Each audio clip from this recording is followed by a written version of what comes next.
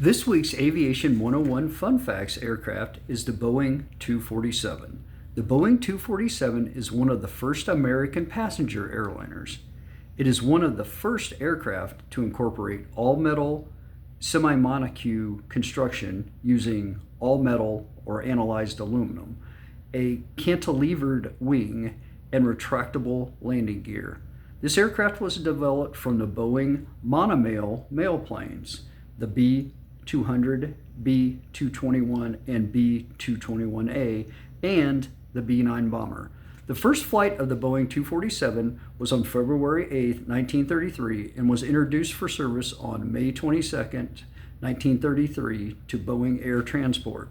This aircraft was powered by two Pratt & Whitney R-1340 S1H1-G Wasp engines.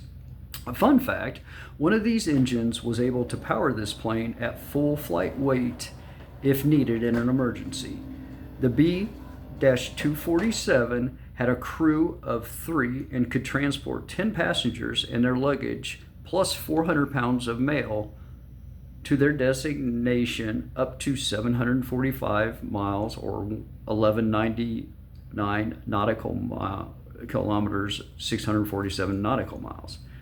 Weighing 8,921 pounds or 46 kilograms, empty, with a maximum takeoff weight of 13,650 pounds or 6192 kilograms.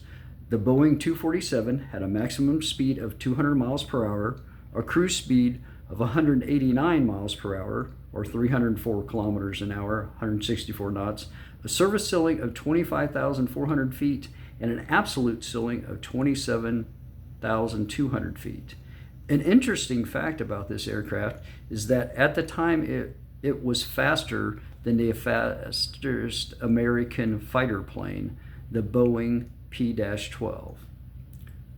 75 were built.